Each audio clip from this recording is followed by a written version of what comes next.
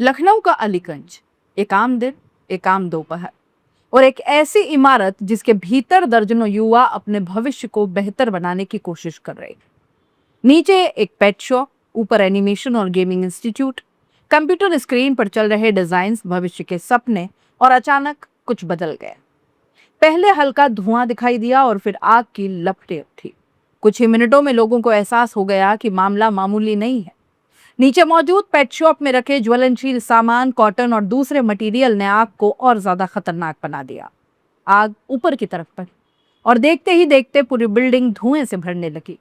अंदर मौजूद बच्चों को शायद शुरुआत में अंदाजा नहीं था कि खतरा कितना बड़ा है, लेकिन जब धुआं सांसों में घुसने लगा, जब आंखें जलने लगी, जब बाहर निकलने के रास्ते दिखाई देना बंद हो गए, तब घबराहट ने भगदड़ का रूप ले लिया। नीचे सड़क पर खड़े लोग ऊपर की तरफ देख रहे थे और ऊपर खिड़कियों से झांकते चेहरे मदद मांग रहे थे।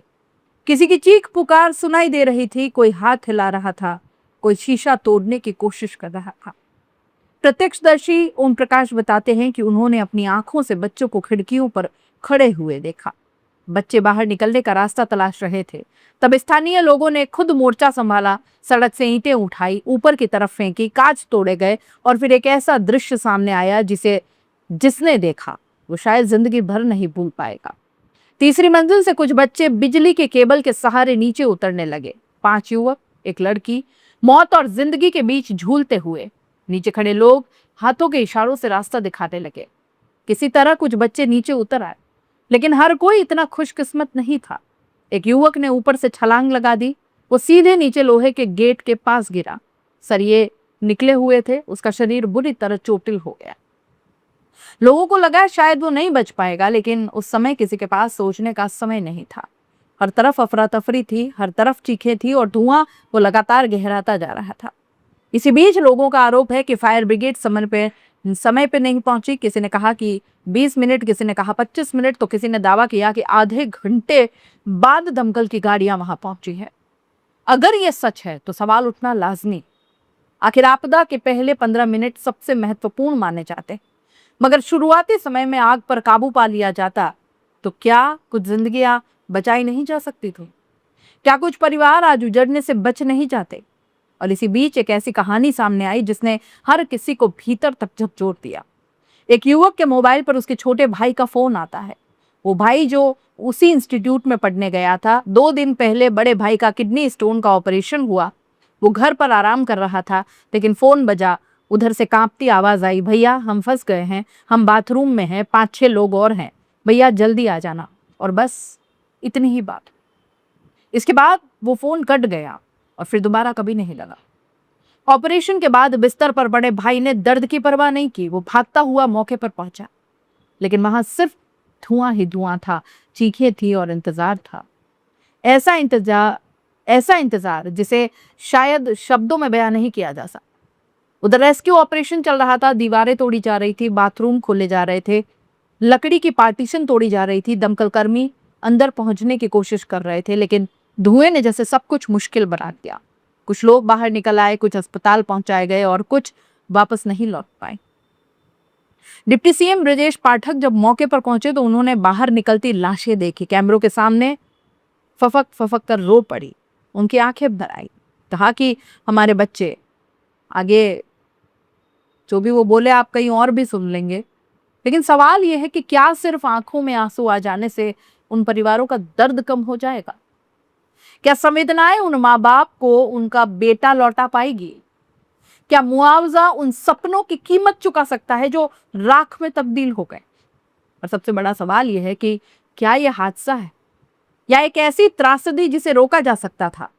क्योंकि अब सवाल सिर्फ आग लगने का नहीं रहा ना, सवाल उस पूरी व्यवस्था का है जिसने शायद सुरक्षा को कागजों में कैद कर दिया, ध्यान दिया ही नहीं। क्या इस इमारत में फायर सेफ्टी का इंतजाम था? क्या फायर एनओसी ली गई थी? क्या कभी सुरक्षा जांच हुई थी? क्या आपातकालीन निकास मौजूद था? अगर था तो बच्चे जिंदगी की जंग इस तरह नहीं लड़ रहे होते। बच्चे बिजली के केबल पकड़कर नीचे नहीं उतर रहे होते।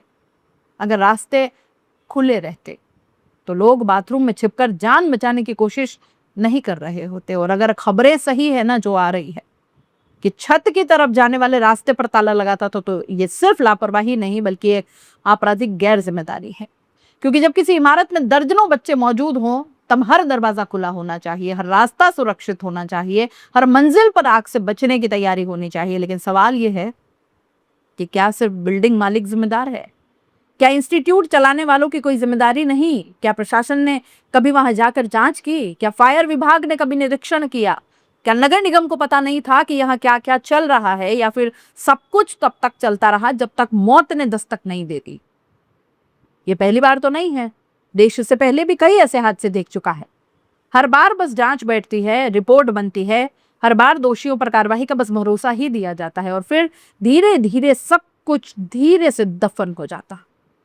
लेकिन उन परिवारों से जरा कभी जाकर पूछिए जिनके घर के चिराग बुझ जाते हैं। उस माँ से पूछिए जरा जिसने सुबह बेटे को ये कहकर भेजा कि बेटा जल्दी लौट आना।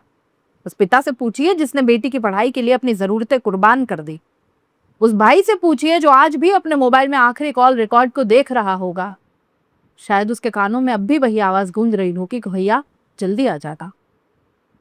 लेकिन कुछ दूरियां ऐसी होती है जिन्हें चाहकर भी समय रहते तय नहीं किया जा सकता।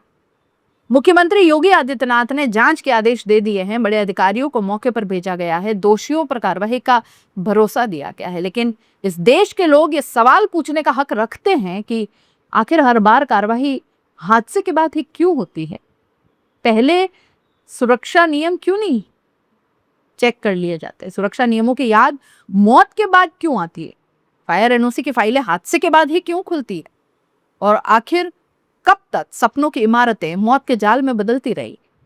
क्योंकि सच यही है कि लखनऊ के अलीगंज में सिर्फ एक बिल्डिंग नहीं जली, कुछ माओं की उम्मीदें जल गई, कुछ पिता के सहारे राख हो गए, कुछ भाइयों की दुनिया उजड़ गई। और धुएं के उस काले गुबार के बीच आज भी एक सवाल ज्यों का क्यों खड़ा है, क्या इन बच्चों को आग ने मारा या फिर लापरवाही, लालच और बेपरवाह सिस्टम ने, जो हर हादसे के बाद बस मोमबत्ती जलाता है, आंसू बहाता है, जांच के आदेश देता है और फिर अगले हादसे का बस ऐसे ही इंतजार करता है।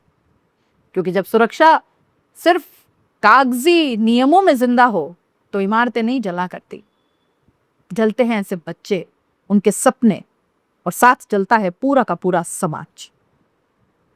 आप इस पूरे हादसे पर क्या कह सकते? कमेंट बॉक्स में जरूर बताइएगा। क्या जो सवाल यहाँ उठाए गए वो गलत है? आपको भी ये सवाल सरकारों और प्रशासन से उठाने चाहिए। कमेंट बॉक्स में बताइएगा कि आप इन सवालों से कितने सहमत हैं। नमस्कार।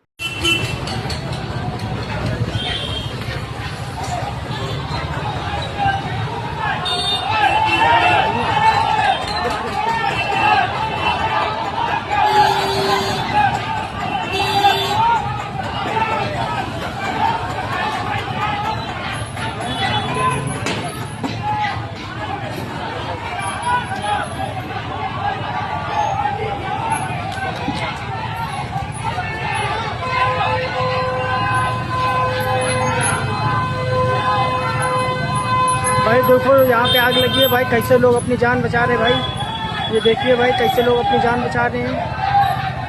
आग लगी है, देखिए तार से उतर रहा है भाई, देखिए भाई तार से उतर रहा है, देखो भाई आग लग गई है।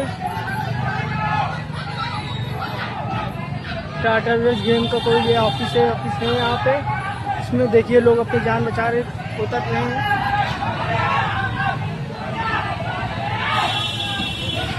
देखो भाई कैसे जान बचा रहे हैं लोग, आग लग गई है, देखिए भाई कितनी तेजी से लोग अपनी जान बचा रहे भाई।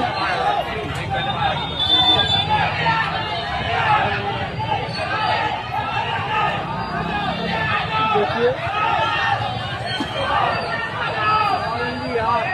आग भाई बढ़ गई है भाई।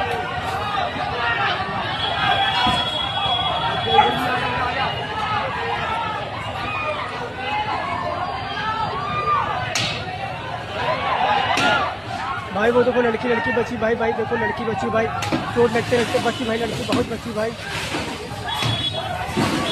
भाई देखिए भाई आग बढ़ गई है भाई, आग बढ़ गई है भाई, देखिए भाई आग बढ़ गई भाई, आग भाई बहुत आग बढ़ गई है भाई।